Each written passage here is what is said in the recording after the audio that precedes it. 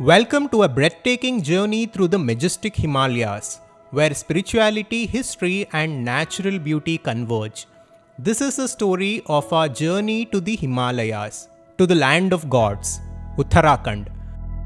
Throughout this journey, we'll understand not just the geography of Uttarakhand and India, but we will understand the culture of India, the story behind these temples.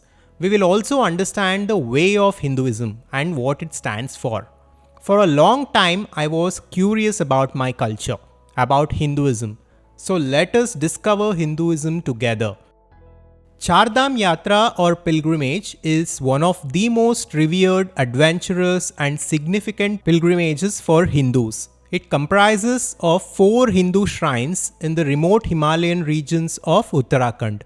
These shrines are Yamunotri, Gangotri, Kedarnath and Badrinath, and they hold a special place in hearts of millions of Hindus all over the world.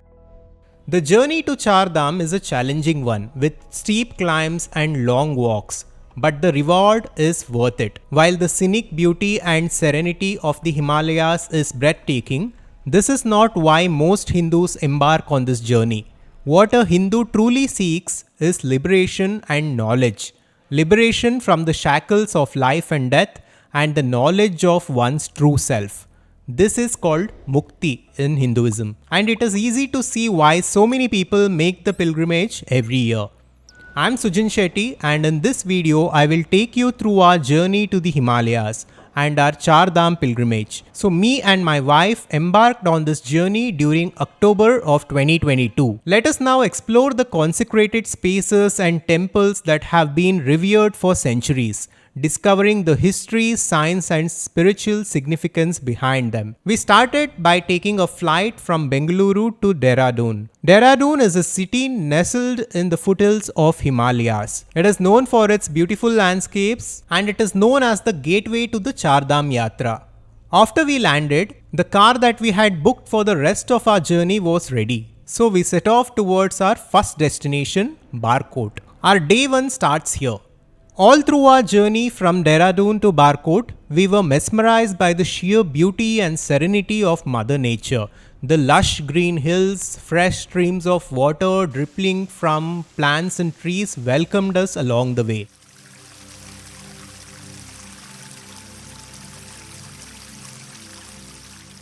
We then arrived in Barkot, a serene town surrounded by lush green valleys and cascading waterfalls. Here we find respite in our cozy hotel before we continue our spiritual quest.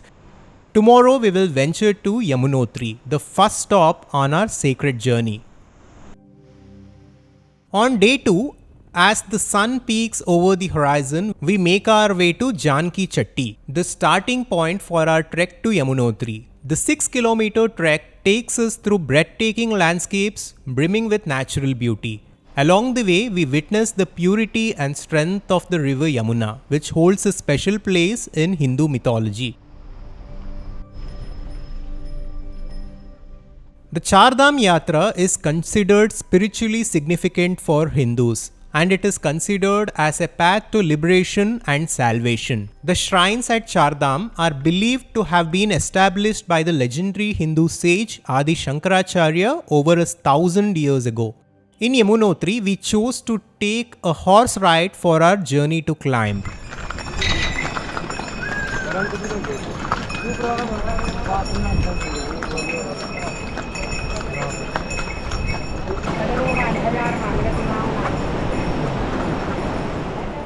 As we reach Yamunotri, the birthplace of the sacred river Yamuna, here we cleanse ourselves in the warm waters of Suryakund, a hot spring renowned for its healing properties.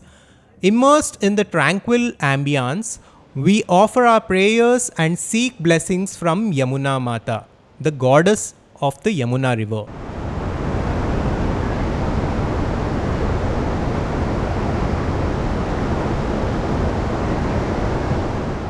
The Yamunotri temple stands proudly amidst the snow-capped peaks, its architecture reflecting the rich heritage of the region.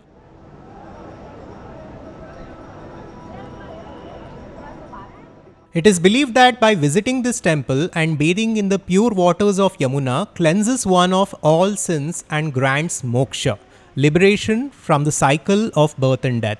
The temple complex also houses the Divya Shila, a rock pillar worshipped as the divine presence of the goddess Yamuna. Ma Yamuna is also said to be the sister of Lord Yama, the god of death in Hinduism.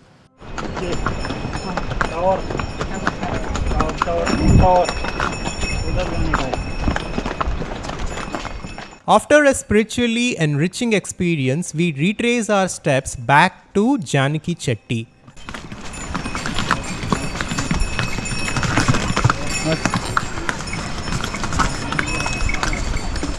And make our way back to Barkot. The journey back is filled with reflections on the significance of water and the eternal connection between nature and spirituality. Day 3.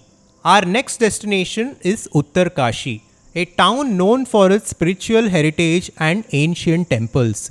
En route, we stop at Shiva Gufa, a cave believed to be the abode of Lord Shiva. This is a mysterious place and one has to go through a small opening in order to access this cave. Although this cave was discovered only a few decades ago, the erosion of rocks within the cave tell us that the water has been percolating and flowing through this cave for thousands of years.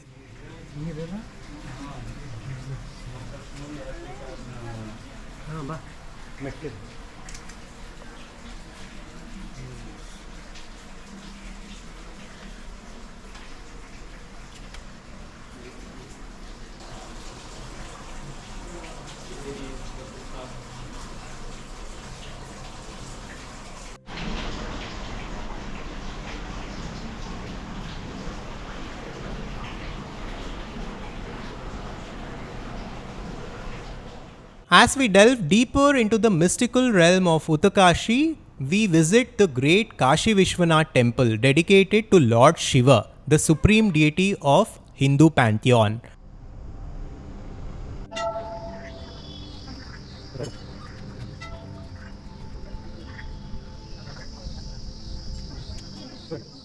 The Kashi Vishwanatha temple in Uttarkashi is revered as one of the holiest temples in northern India. It is said that a visit to this temple purifies the soul and brings immense blessings.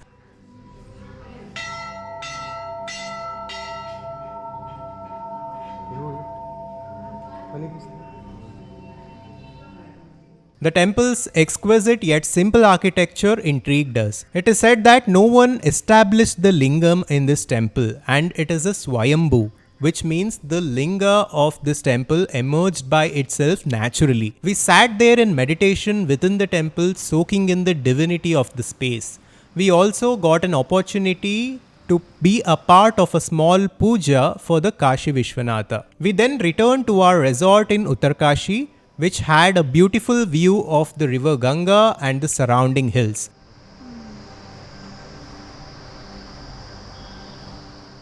Later that evening, we visited the temple of Ma Ganga in Uttarkashi and also witnessed and participated in the beautiful ritual of the evening Aarati that is performed for the river Ganga every single day. The air is filled with a sense of devotion and reverence as the devotees offer prayers and light the floating diyas, symbolizing the illumination of their inner selves. This ritual reminded us of the essence of Hinduism, which is to see divinity in everything and everyone. As Adhvaitha Vedanta says, God is existence and existence is God. There is nothing else apart from God. Today is day 4. Now we embark on a journey to Gangotri.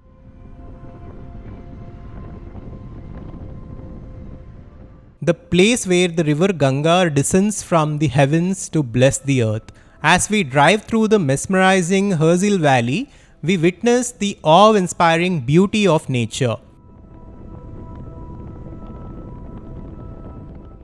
As I began to take a dip in the chilling holy waters of the Bhagirathi river, the cold water numbed my limbs. I could also see the other committed devotees who were shivering yet pouring the water on their bodies.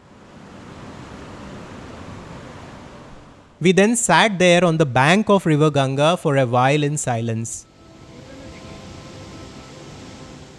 The Gangotri temple, situated on the banks of the Bhagirathi river, is a sight to behold.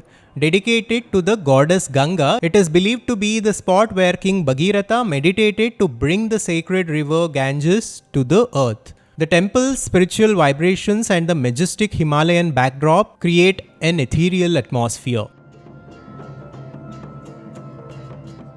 We visited and offered our prayers at the Gangotri temple. I also got to talk to the priest who told us the story of Bhagiratha, who by his powers brought Ganga to earth, and he also showed us the place where King Bhagiratha sat for tapas in order to bring Ganga to the material world.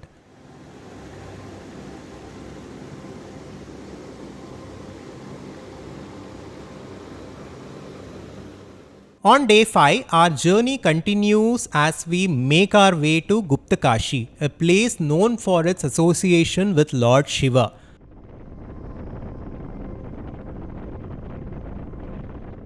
On the way, we pass through the serene Mandakini river, which originates from the sacred land of Kedarnath.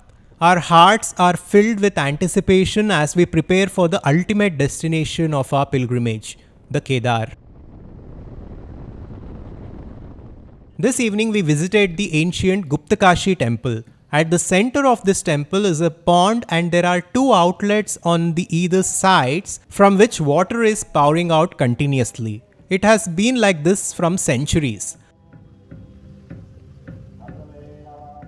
Through some kind of a system underneath the temple, the water from the river Ganga and Yamuna pours out from the two separate outlets. This temple holds a special place in Hindu mythology. This is where the Pandavas came to ask forgiveness from Lord Shiva after the Kurukshetra war for the sins they committed during the war. Day 6. This is an important day. We embark on a spiritual adventure to Kedarnath, the abode of Lord Shiva. The journey offers two options: one, trekking, or a helicopter ride. We had booked a chopper for this journey. Those who choose to trek must reach Gaurikund, where they begin a 14-kilometer uphill trek. For us, as we started our ascent from the helipad, we were excited and nervous at the same time. Although the chopper gives unmatched views of the valleys and the peaks of Himalayas, the clouds and the fog that blocks the view and the narrow terrain below intimidated us.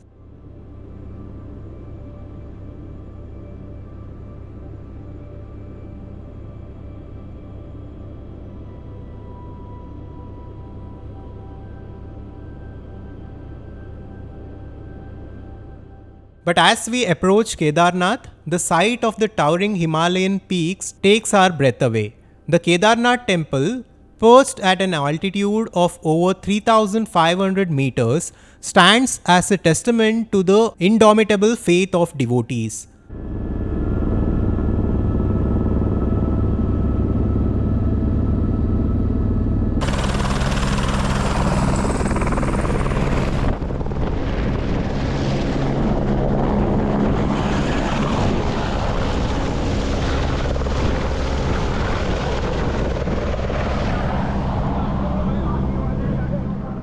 The temple's stone walls and intricate architecture exude a sense of divine energy. Kedar, the abode of Lord Shiva, with the mesmerizing Himalayas as a backdrop.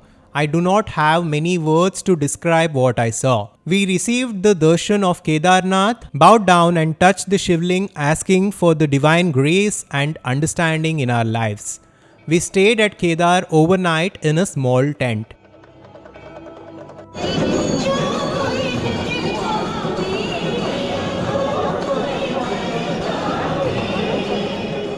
Day 7 began with our hearts brimming with devotion. We begin our descent from Kedarnath to Gaurikund.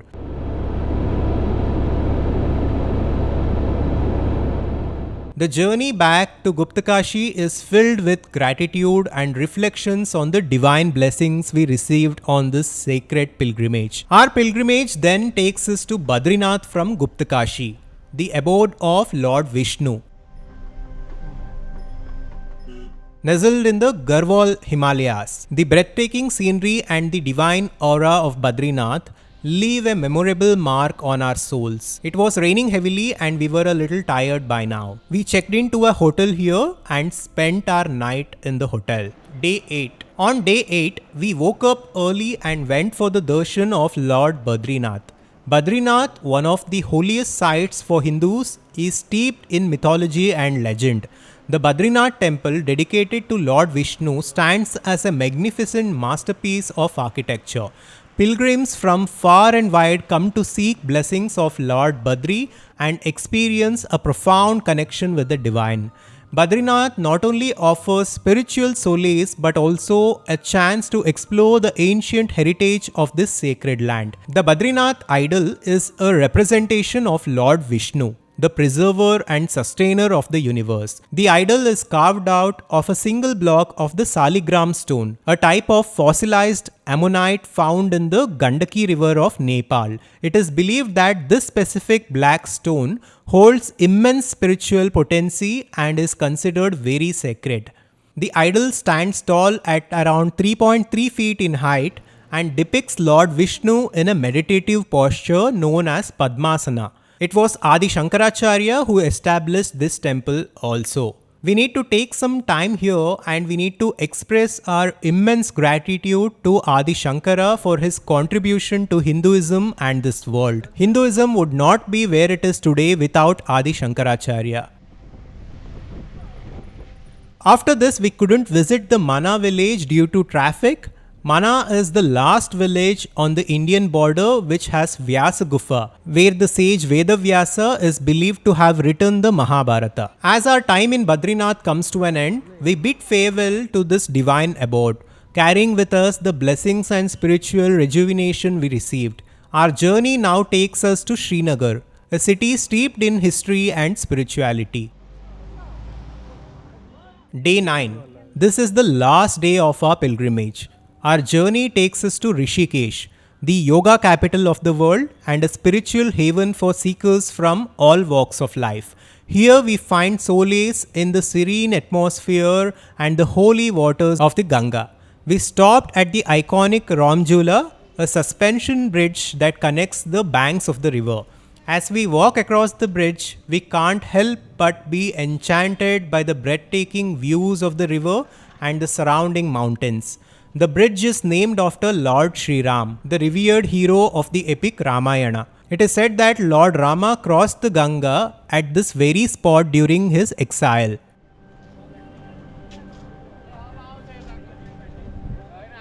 Rishikesh is not only known for its spiritual significance but also for its association with the renowned yogis and spiritual masters. We spent only a few hours in Rishikesh as we had a flight on the same day. As our time in Rishikesh comes to an end, we bid farewell to this spiritual city carrying the memories and lessons of our pilgrimage in our hearts.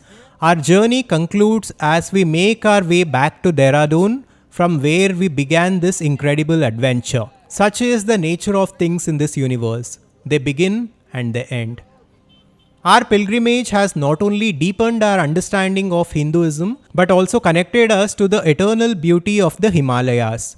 Char Dham pilgrimage and the spiritual aspects of the ancient India offer a window into the rich history and culture of one of the world's oldest civilizations. Whether you are a traveler or a spiritual seeker, the journey to Char Dham and the discovery of ancient India is sure to be a life-changing experience. We bow in gratitude to the sacred land that embraced us. May the lessons learned and the blessings received on this Char Dham pilgrimage illuminate our path and bring us closer to the divine.